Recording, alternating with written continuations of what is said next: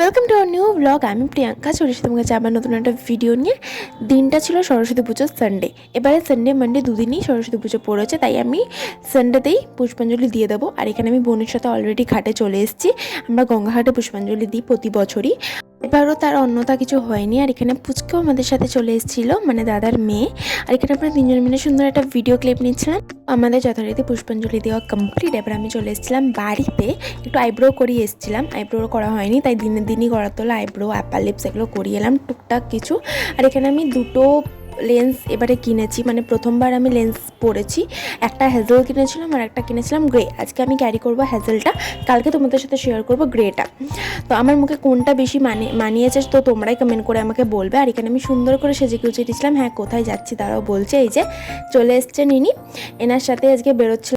ব্লাউজটা আমাকে কাস্টমাইজ করে তৈরি করে দিয়েছিল আমার ম্যাম, মানে দিদি বলতে পারো। আমি অলরেডি ওনার প্রোফাইলটা আগের ভিডিওতে আমার ভিডিওর সাথে অ্যাটাচ করে দিয়েছিলাম, বনি দেব। তো তোমরা যদি চাও তো কাস্টমাইজ করে ব্লাউজ বানানোর জন্য ওনার সাথে যোগাযোগ করে নিতে পারো। অলরেডি আমার আগের ভিডিওতে আপলোড করা আছে। আজকে আমরা যাচ্ছিলাম একটা ক্যাফেতে। সবাই আজকের দিনে ঘোরাঘুরি করে, বাট আমাদের না খুব একটা ভালো লাগে না ঘোরাঘুরি করতে বেশি পাবলিক প্লেসে।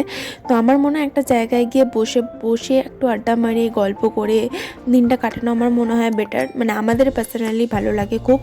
তো তোমাদের কার কার এমনটা ভালো লাগে তো অবশ্যই আমাকে কমেন্ট করে জানাতে পারো। আর এখানে আমি আরও চলে গেছিলাম রাসেল স্ট্রিটে।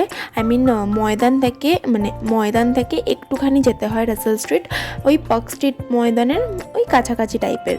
তো এখানে আমরা চলেছিলাম লে কফিতে। তোমরা চাইলে তোমরা ওই ক্যাফেটা একবার ভিজিট করতে পারো। ভীষণ সুন্দর অ্যাম্বিয়েন্স, ভীষণ সুন্দর স্টাফদের বিহেভিয়ার। এখানকার প্রত্যেকটা খাবার দাবারই খুব ভালো শুনেছিলাম আমি। আর যেহেতু আজকে আমরা ননভেজ কিছু আইটেম খেতে পারবো না, মানে আমার কোনো অসুবিধা ছিল না যদি ও খেত। তো ও খাবে না, যেহেতু আমি তো খেতে পারবো না, ও না খেলে আমিও খাবো না। তো আজকে ভেজ, তো সেই কারণে আমরা ভেজটাই ট্রাই করবো। আর আমরা সেরকম কিছু আজকে নেবো না, মানে আমাদের কালকে খাওয়া দাওয়ার একটা প্ল্যানিং আছে।